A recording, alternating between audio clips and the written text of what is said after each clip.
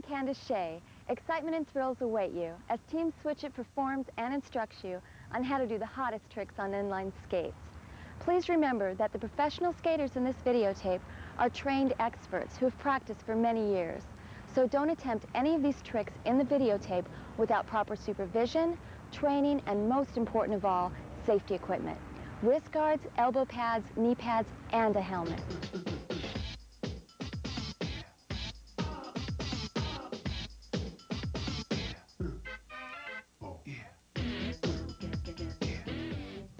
Hi, I'm Joe Rose from San Diego. I roll Sims wheels because they're fresh. My Switch It skates pass every test. Peace.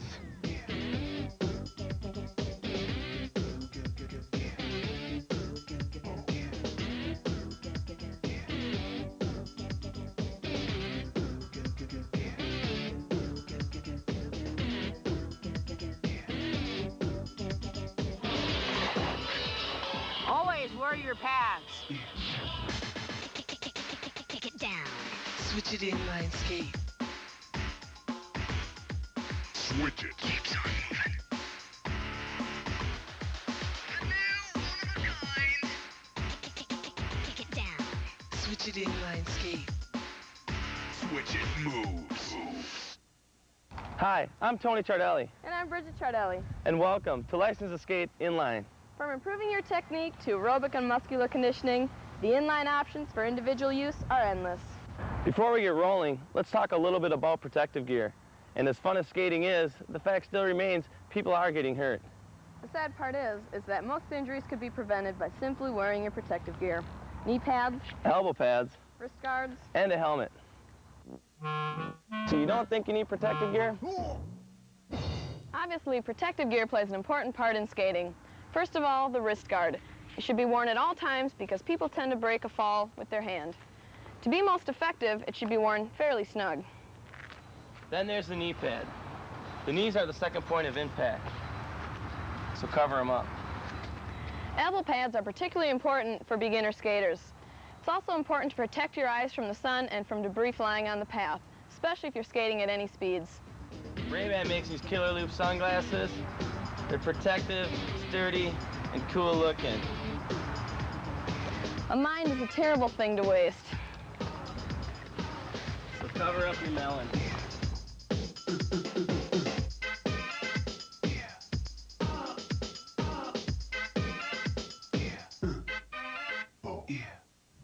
Tony's right. Helmets are very important. And since the original helmet comes in so many colors, you'll look good and protect your head. The last piece of equipment is, of course, your inline skates. Not all skates are made alike. When buying a pair of skates, take the time to compare and pick out a model that fits your ability and your quality needs. The primary difference in the skates is the boot.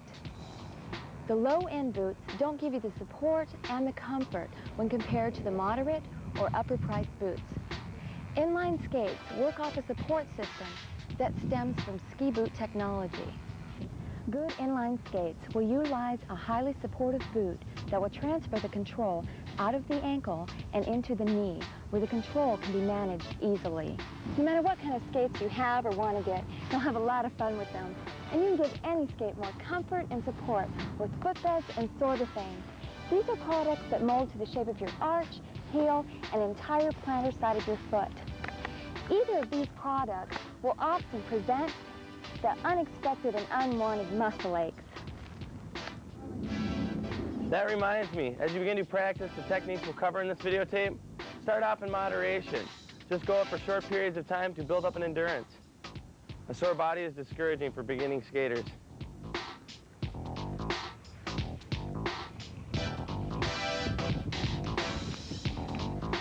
Many of the inline skates have adjustability for putting radius or curvature in the configuration of the wheels. Ice skaters particularly like this adjustability. It allows them to make quicker turns. It's called rockering. Most skaters prefer the wheels adjusted at the same level. So if you don't want your wheels to stimulate the curvature of the ice blade position, an axle guide must be in the down position. I recommend 3-inch wheels for all positions in this configuration. For normal rocker, position the axle guides from front and back wheels in the up position. For center wheels, use down position. You must use 2 3/4 inch wheels for all positions in this configuration. For maximum rocker, position axle guides for front and back wheels in up position. For center wheels, use down position. Use 2 3/4 inch wheels for front and back position, and use 3-inch wheels for center positions. Keep in mind that balancing is a bit more difficult if you've rockered your skates, and should not be done until you can skate fairly well. In addition, there are 3-, 4-, and 5-wheel blade configurations to choose from for your inline skates. 3-wheel blades are suggested for beginner skaters who are an 8 or under in shoe size. The 5-wheel blades have been specifically designed for speed skating.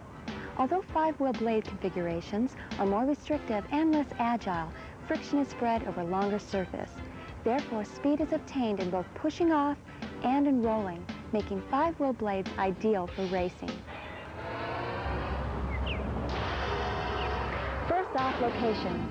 It's important to find an area that's relatively flat and definitely free of traffic. Also, make sure the skating area is free of debris and gravel, as these can be serious hazards to the beginning skater. Even advanced skaters can get hurt if they're traveling at any kind of speed. A pebble or stick can jam in the wheels and bring one foot to a serious halt. While skating, if you feel out of control and know you're going to fall in the forward motion, place your knees down, then fall directly onto your wrists so it gives you full support.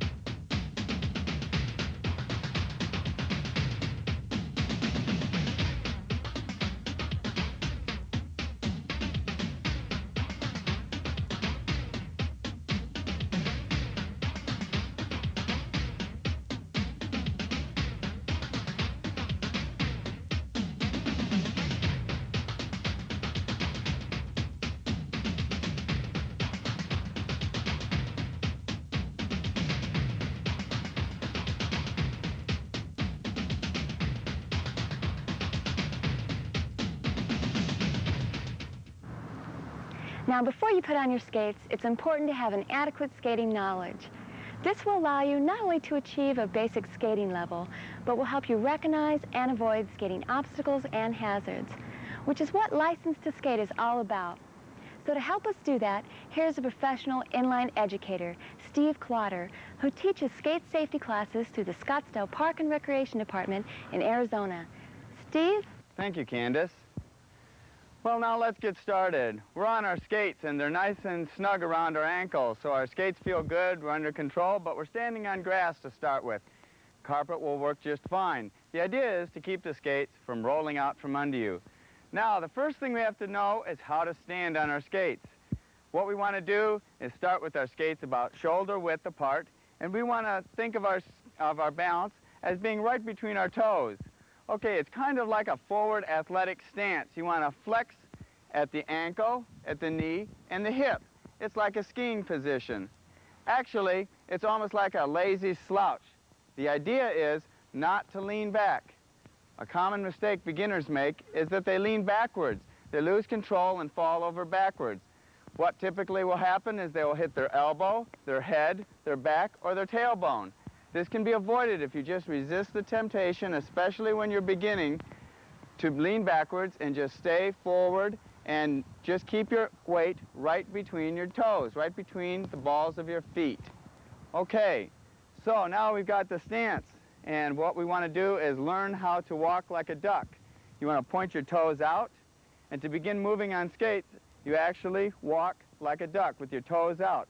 It's a diagonal motion, okay? The idea is not to move your skates straight back and forth. Your toes, again, are pointed out. But before we actually start skating, one thing that's vitally important is to learn the braking position. This can be done by putting our hands on our knees. This puts us in the correct braking position, as well as it strengthens our posture. So now we've got the additional strength of our arms holding us up. What we do to brake is we extend our right foot. The heel brake is on the back of the right foot. So you want to extend your right foot and feel that brake pushing down. You want to be able to feel that you can push it down. Get used to this position because it's vitally important to control your speed initially using the heel brake and coming to complete stops under control. Okay, so now let's step out onto pavement. First thing we want to do is make sure our stance is still the same, forward and flexed.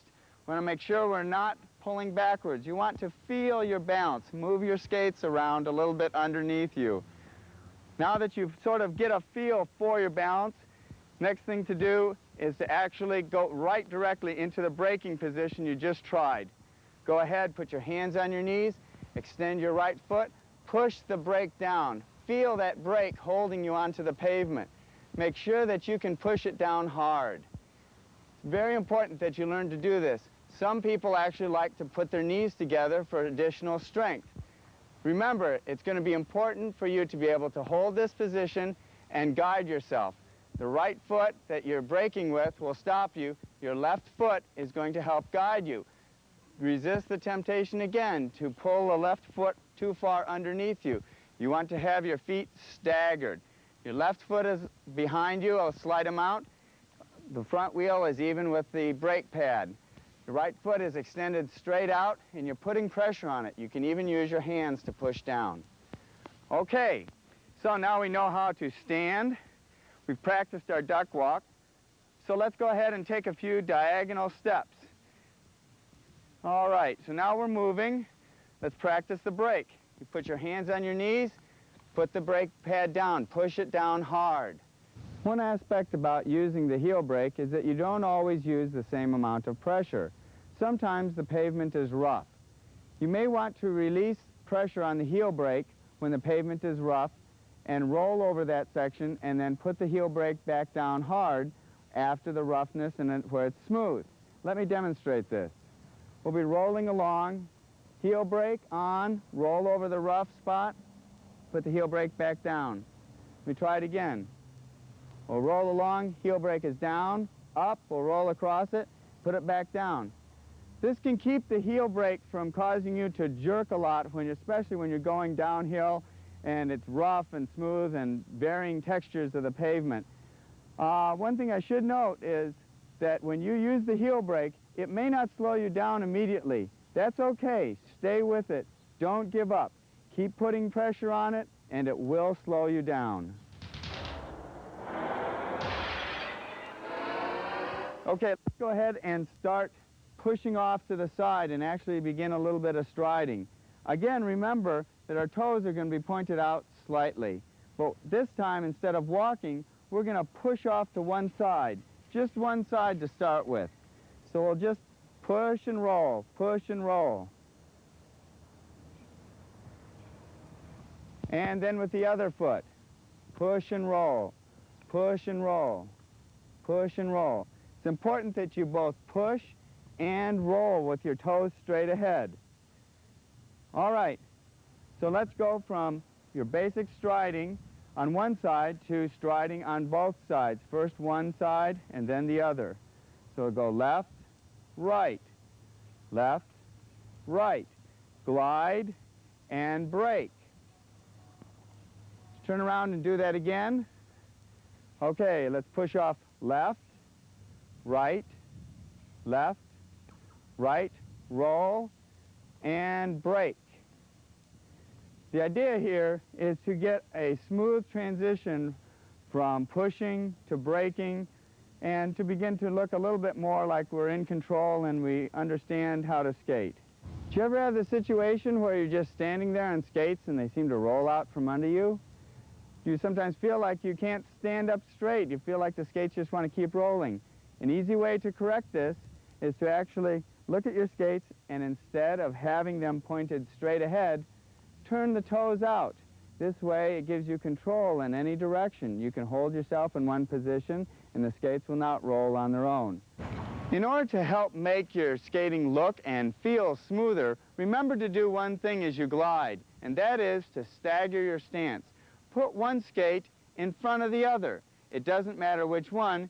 You pick your most comfortable way of staggering your stance so that when you glide, one foot is in front of the other, whichever one you would like, and that enables you to roll over any bumps, sticks, holes in the pavement, rough spots, a lot more easier. You won't tend to trip over both skates at once. Your balance is spread out. You've got more stability now. Your skates are actually giving you a wider stance. Let me show you that again. As I roll over this, see how that makes the bump feel and look much more smooth. Okay, now let's begin to extend your left and right strides so that you actually begin to skate more on just one foot at a time. Not only does this improve your balance, but it also enables you to begin to do something very important, and that is to begin stepping on skates so you can actually step over rough areas and obstacles. You may notice that as you begin to increase your stride and extend it, that you begin to go faster. This is natural. In fact, this is how you go faster, by pushing off harder on one side and then the other and extending your stride to the fullest. Now let's talk about our hands.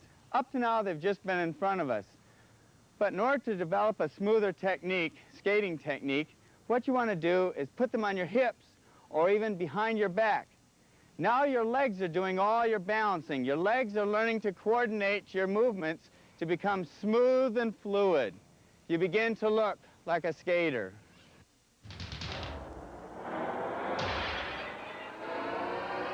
There may be times when you are going to be unable to continue to skate on the paved section of the bike path, skate trail, or the parking lot. You may actually have to skate out into the grass. That's okay. You can just hold your feet in a staggered stance and roll into the grass. Especially if you feel yourself losing your balance, it's important to remember that grass is a lot smoother to fall on.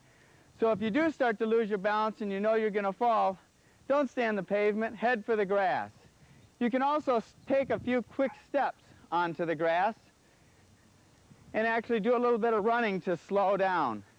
This is good especially if you're going a little bit faster or if your feet bog down while you're trying to roll through the grass. You may have to take a few quick steps. I'll do that once more. The idea here is to either roll or step to a complete and safe stop, whether you're on the bike path or on the grass. All right, now that we've improved our balance and our strides are getting longer and stronger, let's talk about T-stopping. If you just hold your stance out to the side and drag your foot behind you, this is called a T-stop. Initially, you can drag it to the side, so it looks like this. But as you get more confident, you can swing it around a little bit more behind you and apply more pressure. If you notice that you begin to curl when you do this, it's because you're applying too much pressure and you're not able to hold your direction with the skate that's rolling straight ahead.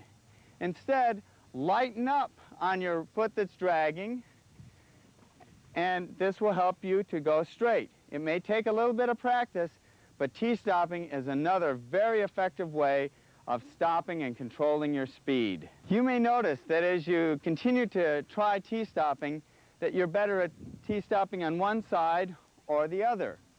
That's okay. Go ahead like before and practice getting your strong side as best as possible so that you can stop with increasing force as quickly as possible on that side. And then go back to your weaker side and get that side also comfortable and confident so that you can also use that side to stop as well. It's important to note that as you are dragging your foot behind you, not to drag just the toe, just the front wheel. You need to drag all four wheels flat against the ground. That way you don't wear out just the toe, just the front wheel, but you can get maximum and a nice smooth stopping pressure. As soon as you've perfected your skating skills on flat areas, you'll be ready for hills and slopes.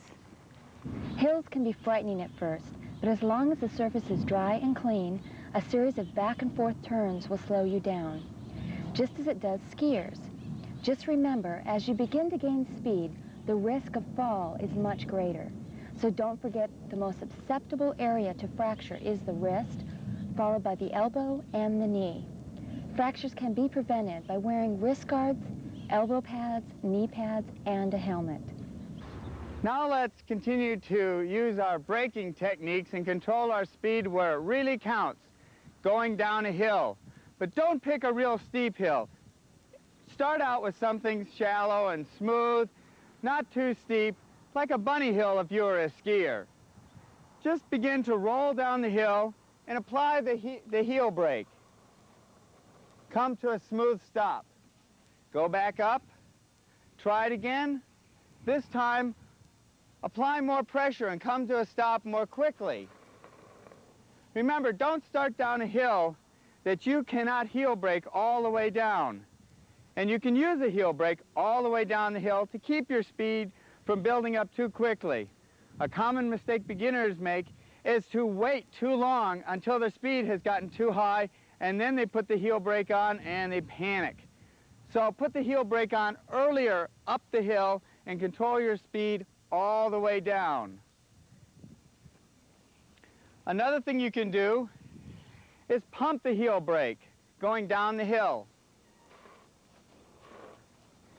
This simulates rolling over cracks or rough areas and then putting the brake back down where it's smooth. Again, try this with more pressure. The idea here is to really stop yourself when you put the brake down and let yourself roll and put the brake down again so that you really stop quickly.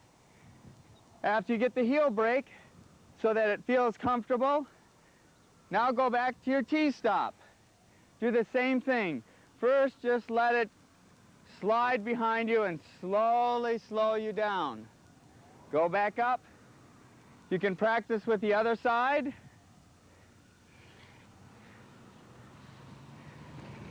And just let it come to a gradual stop.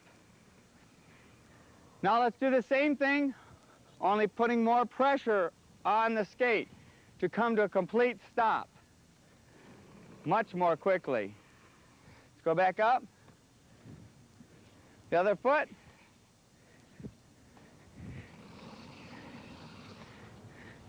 What you want to do is be able to do this several times down the hill.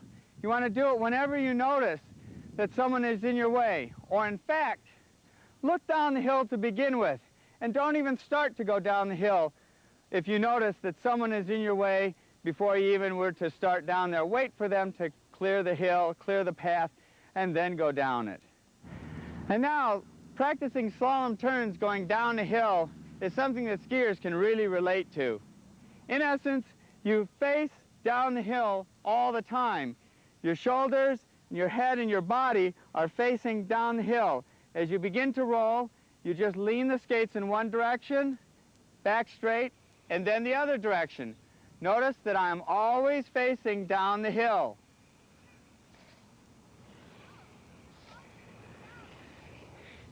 If you should let your body rotate, you will curl around. Your speed will drop off dramatically as you curl around back uphill, and you may get out of control. So just remember, to do slalom turns, you face down the hill, and the harder and steeper, sharper you can make that turn, the more your speed will be reduced. Again, notice that my inside foot is actually leading me through the turn. This is true whether I'm going down a hill or I'm on a flat area. My inside foot is always leading, and my pressure is on the outside foot through the turn. Okay, you can also use a technique called a curl to also help stop you. However, you can only use this when you have lots of width, because in a curl, you just lean into a sharp turn and curl around. Your shoulders, your body, everything pivots around during the curl. And what this does is it puts a lot of pressure and weight on your outside foot and slows you down to a stop. Let me demonstrate this again. Again, you can practice this in both directions. Notice that I pivot around. My shoulders and my entire body move with my skates. This is a very good way of stopping on a wide, flat area, and especially if you're not going real fast. You may have heard of a stop called a power slide or hockey stop. This is similar to how a hockey player would stop on ice, only we'll use our inline skates. This stopping technique is more advanced, it requires more balance and more leg strength. But with a little bit of practice, it's a very powerful and a very valuable way of stopping. You basically go into a curl, but you extend your leg out and break the skate loose from the surface, sliding it out in front of you while your other skate turns around backwards. This is what it looks like.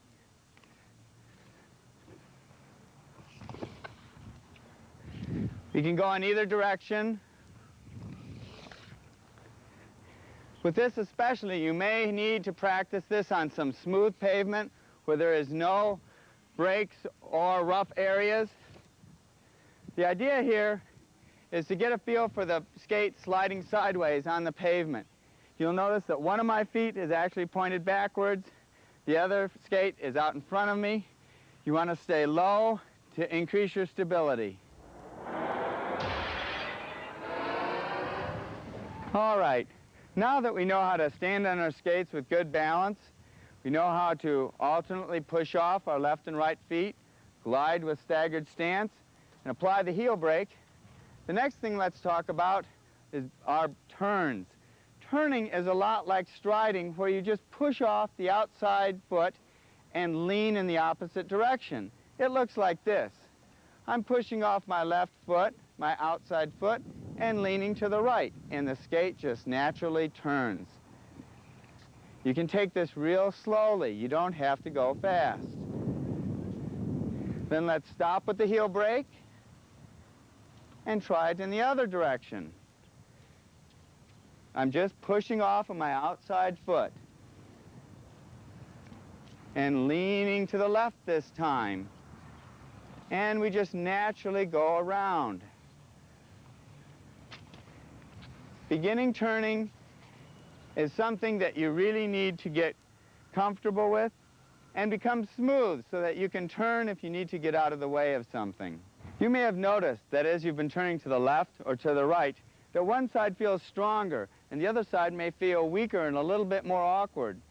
What you need to do is continue to work on that strong side and get that side so that it's natural, it's easy to turn in that direction, and it feels like you're confident in moving and turning in that direction. And then go back and work on the other side and get that side as strong as your strongest side. The idea here is to get both sides, be able to turn to the left and to the right, and make it feel smooth and natural and be confident.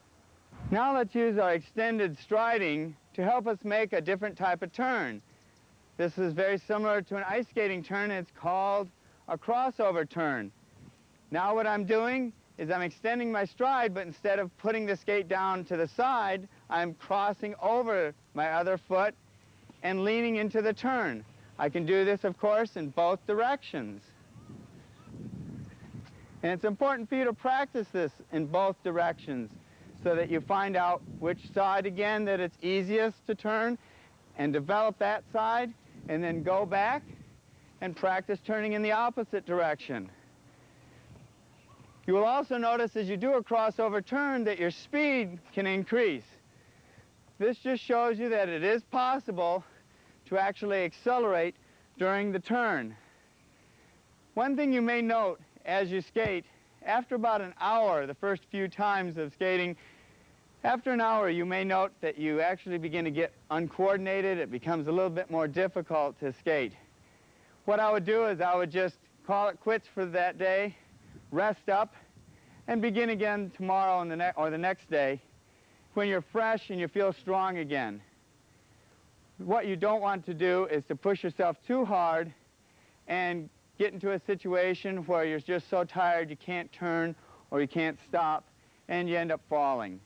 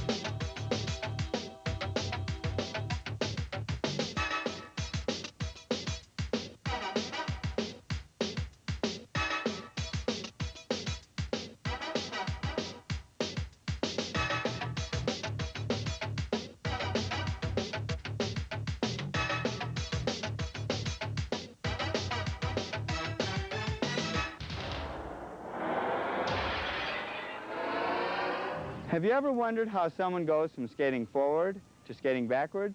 It's really quite simple. Let's pretend I'm skating forward and gliding along with my toes straight ahead. In order to skate backwards, I'm just going to step one foot backwards and then the other foot backwards.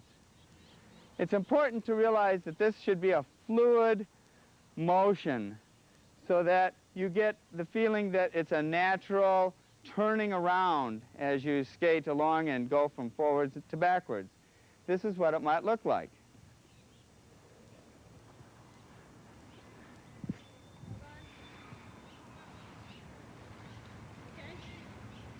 Let me say this again so that maybe it'll make it easier. If I'm going forwards, first I point one foot backwards and then the other foot backwards. If I'm going backwards, I go to forwards by putting one foot and then the other foot forward. To start skating backwards, face the direction you want to go with your back. With your right foot, carve a C and then bring it back in. Now do it with your left foot. Continue to do this and increase your speed and you will be skating backwards.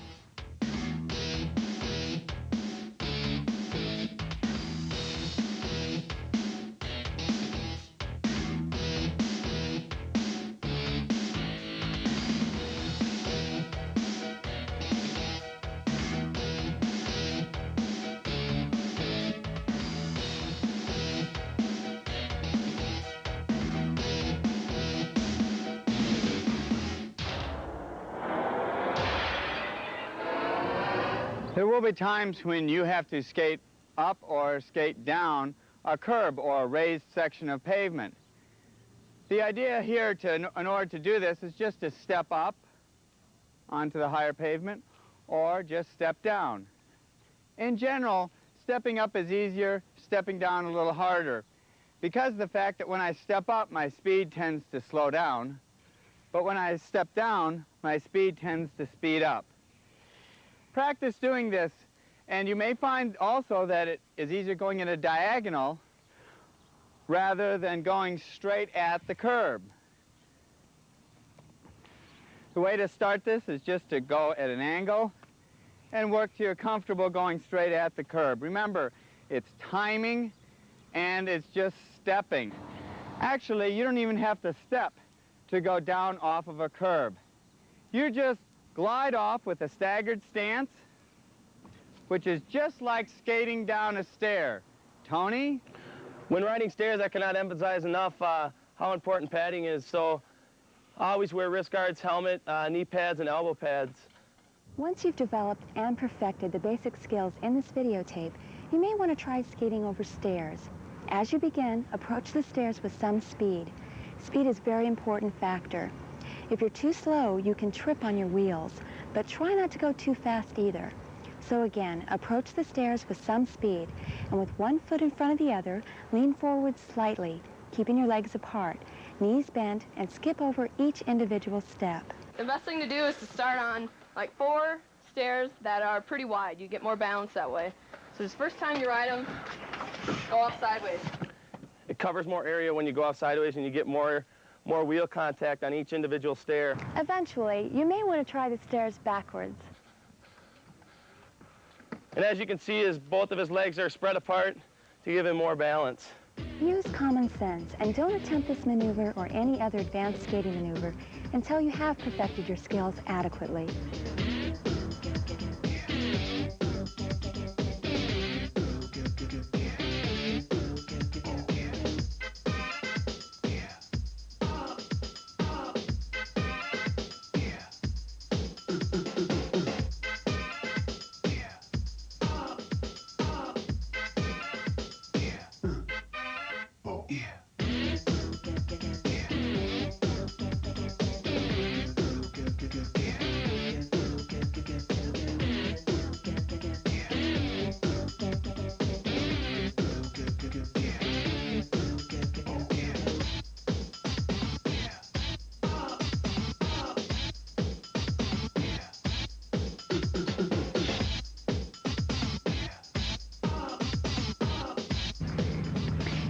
Skating is a great sport in itself.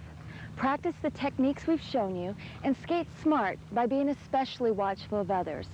Wear protective gear and always skate under control. It will avoid risk to you and to the people around you. Skate on the right side of the sidewalks, bike paths, and trails, and always pass on the left, and only when it's safe to do so. You may also take extra precaution by announcing your intentions. On your left. Thank you. It's important that you always follow the rules of the road in the same manner as cars and bicycles, obeying all traffic control. Always yield pedestrians and stay out of areas with heavy automobile traffic. As soon as you get the hang of it, you'll be having hours of fun, as well as staying fit. Inline skating is a hot new alternative to boring, smelly gyms. It's a great workout in the outdoors where you want to be. As a matter of fact, if you skate at 10 miles per hour for 12 minutes at a stretch, you could burn as much as 125 calories. Its low-impact cardiovascular and aerobic benefits are similar to that of bicycling and skiing. Many joggers have found the side-to-side motion of inline skating to be an excellent form of exercise without the skeletal stress that often accompanies running. With inline skating, there's no pounding of the joints. As in every new activity, certain precautions should be taken, and particularly against overdoing it. Before skating for fitness, you should exercise to strengthen and condition the upper leg and hip muscles. The pleasure, novelty, and serious workout is a winning combination. But cross-training gives a variety, a mental break, and athletes get a decent workout. Utilizing inline skating for cross-training provides a more balanced muscle development and total fitness. Okay, so you're ready for the advanced stuff. Let's go to Team Switch It and learn some tricks and stunts from the pros.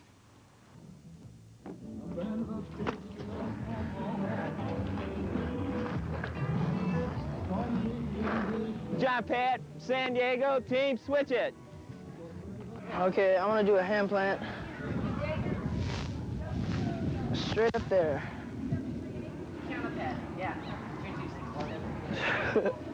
Over there out of the quarter pipe, land, come. I'm gonna hit the spine, and I'm gonna try a daffy. What a daffy is, you get your legs out in front of you, and you get either sideways looks best probably, and you point them both different directions. I call it a daffy.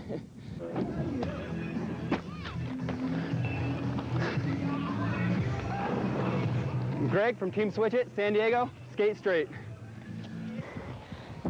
Now I'm gonna do a stall that I made up. It's a 1-foot stall while grabbing the coping with your hand.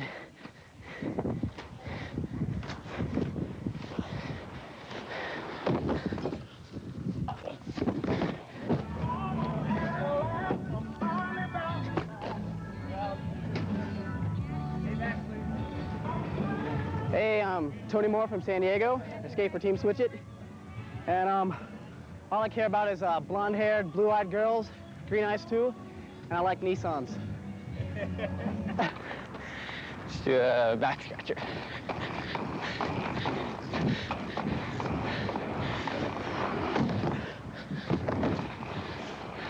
Well, a back scratcher, what you do is you grab your legs behind your back, and kind of explains for itself, it scratches your back. Now I'm gonna do what's called a judo air. This is one of the easier airs. It requires kicking out your top foot and grabbing your bottom foot.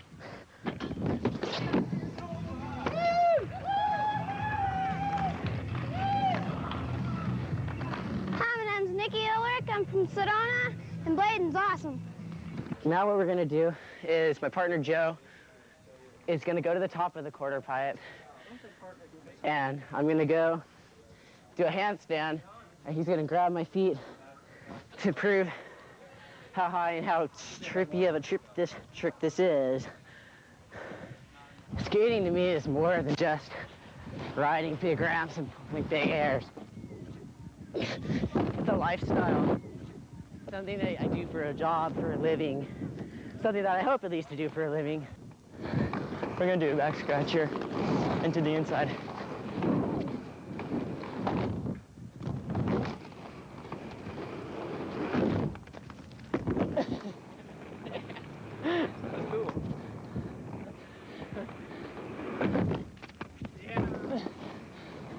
That was bad.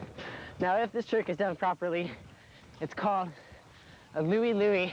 What you have to do is jump from where you're stalled to another stalling position and come back in. Now this is called a knee slide, which is fun just to end your run. Okay, I'm too tired. Dave's dead. Dave's dead. I'm gonna go to sleep now. Dude, how do I get down? Slide down your butt.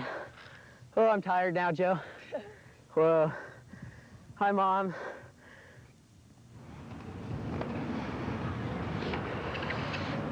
Hey, inline skating is a serious sport, But alcohol and other drug use can interfere with a clear head. and sharp coordination is definitely needed for good, safe moves.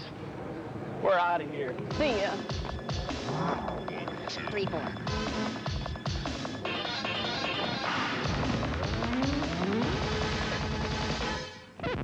Hey, I got a new part for the beginning. We gotta be putting our pads on too, so talk slow. Obviously, hang on, look at that first part again. It should be, obviously, protective gear is the most important part of skating. Because what else is more important than protective gear? You gotta get your skates. Knowing how to do it. No, it should be the most important because you gotta have it on before you start skating. It should be most important. You gotta emphasize more. No, it's too much. It's too much. You don't know what you're talking about. I'm telling you, most important, not plays an important part. Obviously, It doesn't- protective gear is the most important part of Some skating. people think, yeah, it is. What else is more important about it? You have it on, then you learn, then you skate. You got your skates already. Let's just leave it as it is. It's fine. Plays an important part. It's fine. Well, some people might not think it plays an important part. It's very important. There could be a couple different important parts. There's the skates, the protective gear, and knowing what you're doing. It's not the skates because you already got your skates. We're going over it. We're not going over skates. You already have them on. They're going over it. Just chill and just do it like it is. It's easy. Sounds stupid.